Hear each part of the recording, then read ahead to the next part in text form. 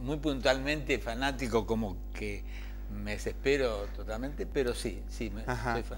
¿Confesamos cuál es tu fanatismo de que me contaste hoy? Sí, pero además me interesa que lo conozcan los televidentes, porque de pronto va a surgir alguien que lo hace y acá estoy yo para que me inviten. ¿A qué es? A comer torta frita. A torta frita, es pero un fanático. Torta frita hecha al estilo del campo nuestro, ¿no? Y yo cambio la torta frita. Hoy te decía que a veces en una comida está la cocina atrás haciendo torta frita y me está diciendo, ¿para comer algo? Digo, no, voy a ir con usted a comer torta frita. Vamos a ver después la diferencia, ¿no? Esto salió una numerada, porque yo le pregunté a Emilio fuera de cámara, ¿sos fanático de algo? Sí, a la torta frita. Bueno, entonces ya quedó con que es el fanatismo. Pero vamos a ver otro tipo de fanatismos hoy, ¿no? No, desde luego. Vamos a después a ver la diferencia. Después vamos a hablar sobre el tema. Gastón, ¿en tu caso? En mi caso, bueno, el fanatismo en mí lleva un poquito más a la música. A la música. ¿A un conjunto, grupo en especial? No, en sí a la música en sí, pero no un fanatismo como un fanatismo tanto, pero sí como en sí a la música.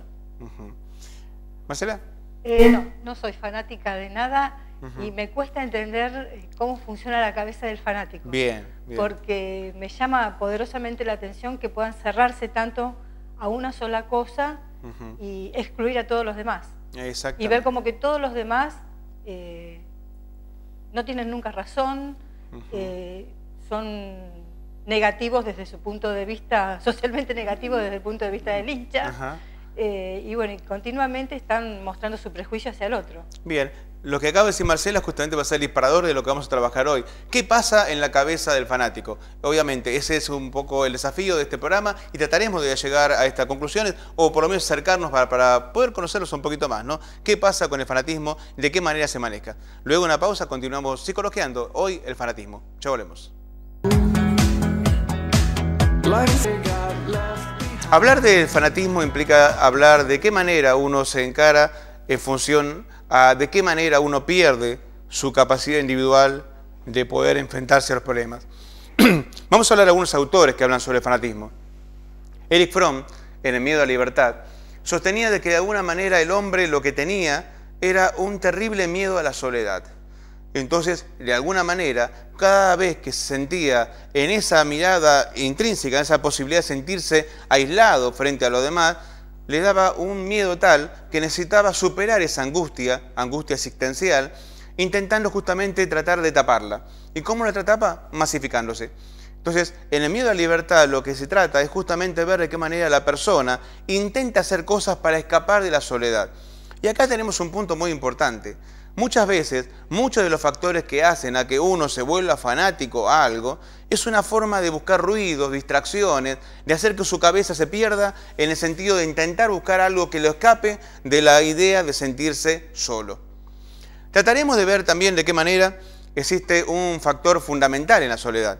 Esto es, de qué manera la persona también existe también desde el punto de vista individual una mirada que no siempre la descubre en su cotidianeidad, porque muchas veces lo que intenta es la parte más difícil. Imaginemos, si una persona entra en dudas, tiene que pensar, tiene que someterse a una idea, tiene que tratar de elaborar mentalmente alternativas, ver opciones.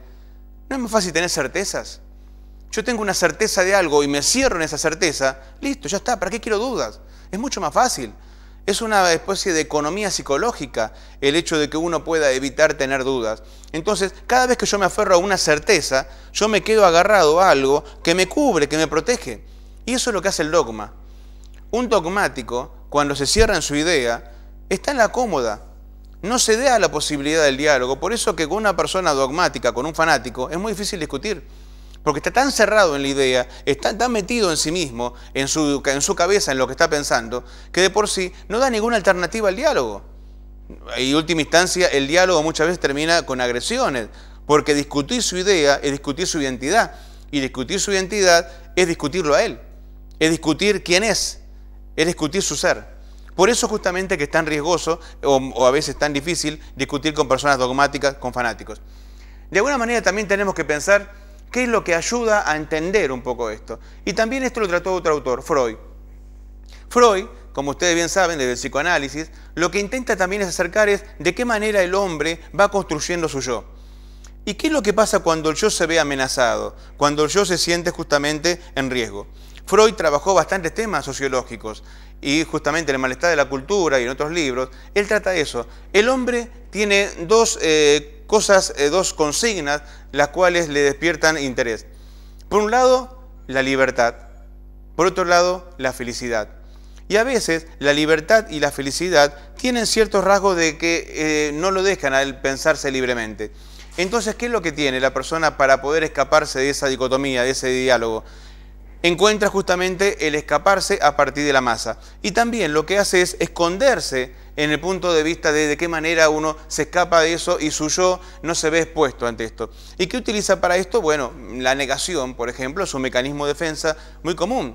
Y la negación, ¿qué es lo que hace? Me genera una realidad ajena en donde no me obliga a pensarme a mí mismo, donde no me obliga a mí a verme expuesto ante la soledad, no verme expuesto ante mí mismo y no verme expuesto ante tantas cosas que de por sí no me permiten avanzar.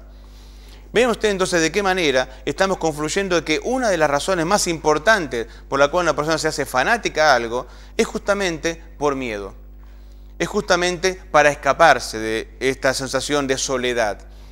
Ahora yo les pregunto a ustedes, y para que uno se piense, ¿de qué manera se estructura esto? Y les voy a pedir que me acompañen justamente al pizarrón para poder entender un poquito más esta idea.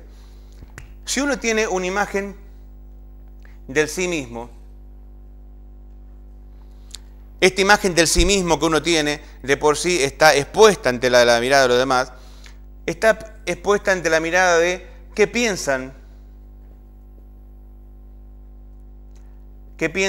de mí los demás. ¿Sí? ¿Qué piensan de mí los demás? Si el sí mismo y qué piensan de mí los demás se empieza a chocar, el sí mismo se empieza a esconder detrás del qué piensan de mí los demás, y esta imagen termina siendo una especie de máscara que uno utiliza para esconderse la realidad. Esta máscara, la máscara de qué piensan de mí los demás, termina siendo lo que me transforma al sí mismo en una etiqueta de lo que yo soy. Ahora, no soy yo.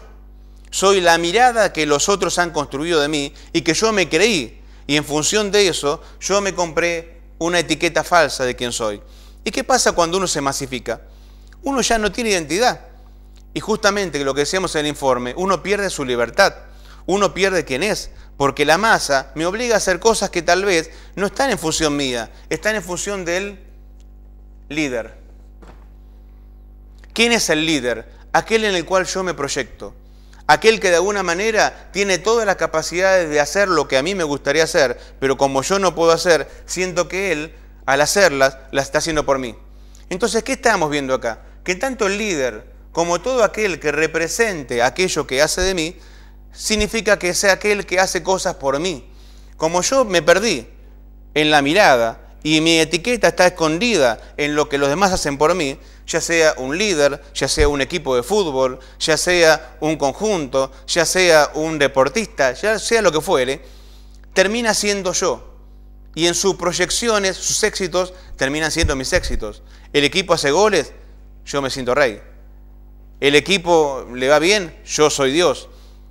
El líder hace las cosas bien, yo siento que el líder me está representando. Y de esa manera, lo que se pierde es esto que está acá, que terminó escondido detrás de todo el lío, que es el sí mismo, uno mismo. Uno se perdió justamente en estas proyecciones. El fanatismo, entonces, ¿qué es? Es una medida de escaparnos de la soledad, de la angustia, del sentirme que de alguna manera yo me tengo que hacer cargo de mi vida. Por lo cual, y en función de eso, lo que tenemos que tratar de encontrar es de qué manera ayudar a salir de esa etiqueta, concentrarnos en los ideales, y si realmente me gusta un equipo, que me guste, pero no hacer eso mi vida. Justamente parte de las preguntas que hemos leído en la semana a partir de las consignas, y algunas que responderemos hoy, se refieren a eso. ¿Qué pasa cuando se pierde a un ser querido en función de un fanatismo? Bien, todo eso y mucho más, como siempre, en Psicologiando, que trataremos justamente, como siempre, de encontrar un nexo entre lo que es la realidad, lo que es la posibilidad y de qué manera uno se encuentra en función de poder ayudar al otro. En Psicologiando, como siempre, la consigna, el ida y vuelta, sus preguntas, nuestras respuestas y seguir justamente entendiendo un poco más qué es lo que nos pasa. Luego de una pausa, continuamos. Just like